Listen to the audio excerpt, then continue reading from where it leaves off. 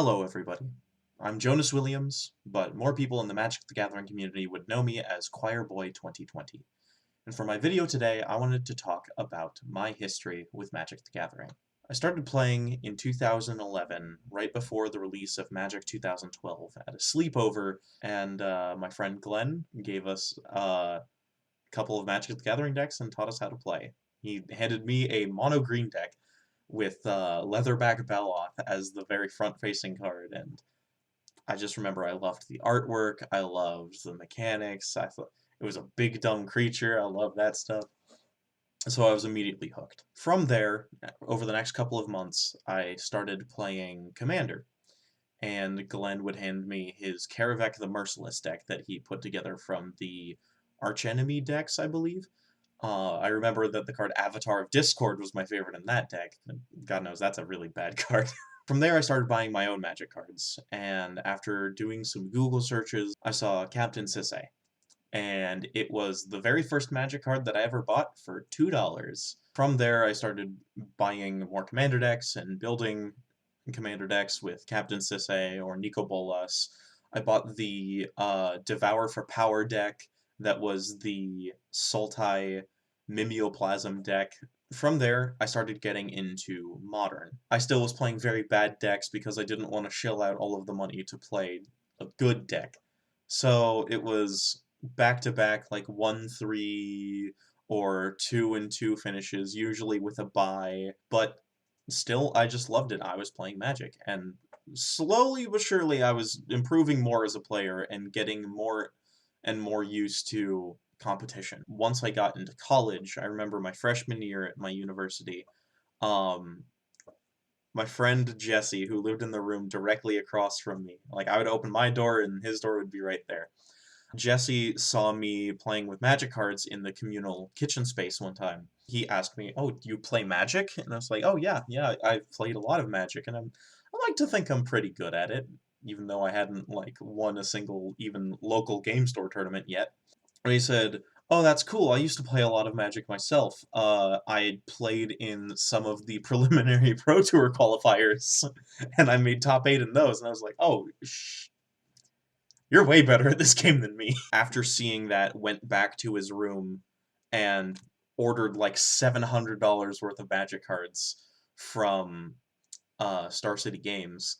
And his girlfriend was asking, why are you spending so much money on this hobby? And he just looked at her and said, "Because Jonas needs a friend." And that's why I love this man.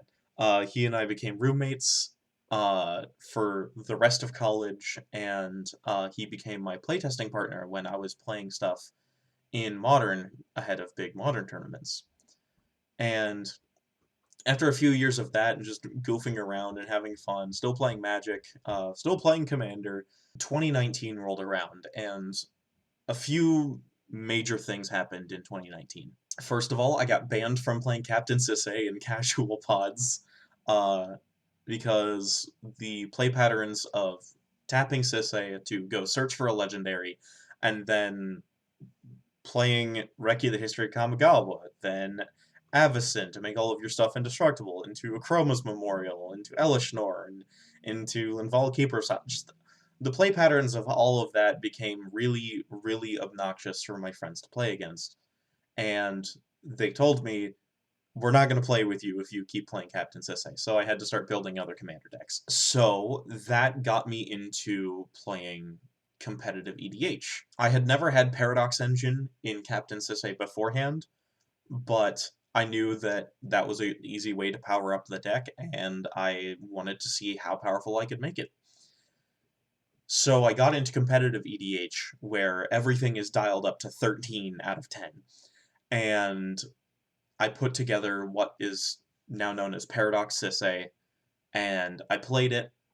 I immediately fell in love with competitive EDH and began putting together other competitive EDH decks like the Gitrog Monster, Joyra, Weatherlight Captain, Tassiger the Golden Fang. About a month after I started that, Paradox Engine got banned in Commander.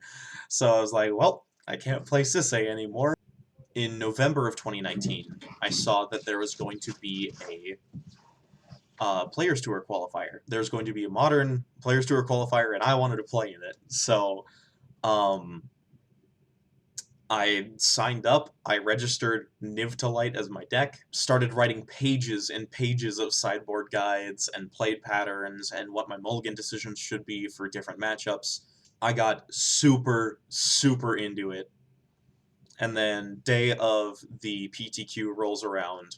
There's 173 people in the PTQ. There were 5 players at the end of round 5 of Swiss that were 5 wins and 0 losses, and I was the 5th one. The other 4 players all agreed to draw to get into the top 8, so they had 5 wins, 0 losses, and 1 draw each. And nobody else in the entire venue, except me, could possibly beat that record, so at the very least, they were all guaranteed slots 2 through 5 of the top 8. And I played against a 5-color Blood Moon Oko Super Friends control deck, which was a weird one. We played a 45-minute game 1, fighting over 7 copies of Teferi Time Raveler. In the end, I win the Teferi Wars, and I win game 1. And he asks the judge how much time we have left. The judge says 5 minutes. And he says, you said at the start of the round that you would like to draw. Would you like to draw so I get better prizes? And my stupid ass was like, yeah, sure, I've been playing Magic for 11 hours. I just want to go home and get some sleep because now I'm in this top 8. And I found out the following morning that your placement in the top 8 determines your seeding order, which is fairly obvious, but also whoever is the higher seed between 2 players in a match gets to decide to be on the play in the first game. And being on the play is a very, very significant advantage. I got 5th place based on my seeding, but I learned that had I not agreed to draw with my round 6 opponent, and I'd just gone, well, neither of us can win the game in 5 minutes, and I'm ahead, I'm just going to take the win, be 6-0, and then I would be the highest seed in the top 8, and I would have been able to decide to be on the play and have a much more favorable matchup in the top 8. But I learned my lesson. Early 2020, I see that Luis Scott Vargas wrote a article on his Deck of the Day series where he covered my 5-color Niv Mizzet deck and talked about my list specifically with me named on the deck list. And then a little something happened called coronavirus. With everything being shut down, I started getting really into competitive EDH again. And that's when I found out about the online cEDH communities, like with the cEDH Nexus, where you could go and play games for free. So I decided to join them. I got really tired of playing Gate Rock Monster after a long period of time, and I wanted to play Captain Sisay again. And one of my friends texted me and said, hey, I think I found a Captain Sisay list that would be good for you. And he showed me Dr. Despair's Sisay Monster Friend deck that used Vivian Monster's Advocate to try and tutor multiple combo pieces into play in the same turn. And from there you could make infinite mana, draw the deck, and kill the table with Heliod and a Walking Ballista. And I was immediately into it. So I started working on Sisay again.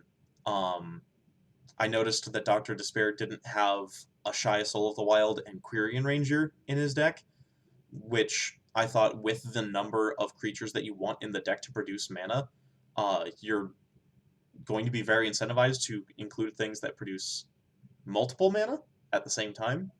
And because of that, the Ashaya and Quirion Ranger lines also would improve that, so I added that to the deck. And slowly but surely, I started improving on the deck more and more. I got more community feedback, and I recorded a video with Mons from cEDH TV. And that's also how I met my friend Vasher. For those of you who don't know Vasher, Vasher is one of the people in the competitive EDH community that he dips his toes in a lot of different decks. And this resource, the competitive EDH Decklist Database, Vasher is a part of several of the deck lists. He's listed as an author or co-author for a lot of different decks on the competitive deck list database. And Vasher said, "Hey, I think that this deck might have some legs. I want to work with you on this." And so Vasher and I spent the next several months working really, really hard on it. I started playing it in online cEDH tournaments, like tournaments from Tier 1 Con, Marchesa 2021, and that's also when I met another one of my friends, Comedian, from Comedian MTG. And Ian, I had this plague where I think for 5, maybe 6 tournaments in a row, I could not go a single tournament without somehow running into Ian in round 4. And I played against Ian all the time. He wouldn't let me get away with anything. But I had really good conversations with him. He grew to be a really good friend and supporter of me getting the deck back onto the competitive decklist database. And then in 2021, I would submit the deck to the competitive database and it would get accepted. Granted, it would go onto the Brewer's Corner first, but after a few months for the next update, it was then upgraded to the main database page. From there, I started doing even more stuff. There was a local Commander League. I remember the very first one that we did, we were playing for a Tundra, and I got second.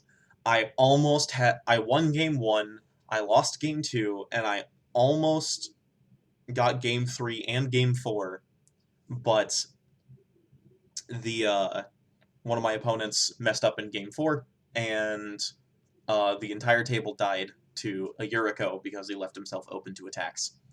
And so the Yuriko player ended up getting the Tundra. But I got second. I played in this league again, and then this time there was a tropical island for whoever got first. And this time I won game 1, Yuriko player again won game 2, and I was like, I am not going to lose this. Game 3 rolls around, and I managed to sneak it by and win the game, I think on turn 3, or maybe turn 4, again playing Captain Sisay. And now I have a tropical island. Also, I should mention that this competitive EDH league was run by Koibito, who was the guy that won Marchesa 2022, and I know him as Ryan. He's a really great friend, and I love him a lot. Coming around to 2022, we have Marchesa 2022, where I got to meet a bunch of my friends in person. Like, I got to meet Comedian, I got to meet Kai and Mikey, and I got to meet Rebel and Morgan. I guess the last thing I have to say is that in 2022, I started my YouTube channel, which is where this is going. I'm really happy with my journey in Magic, and it's given me a lot of things. It's given me a lot of friendships, it's given me a lot of opportunities, it's wasted a lot of my money and way too much of my time, but I enjoy Magic. And starting next week, actually, I'm going to be in charge of teaching a how to play competitive EDH class at a local game store here in Portland. So feel free to check it out.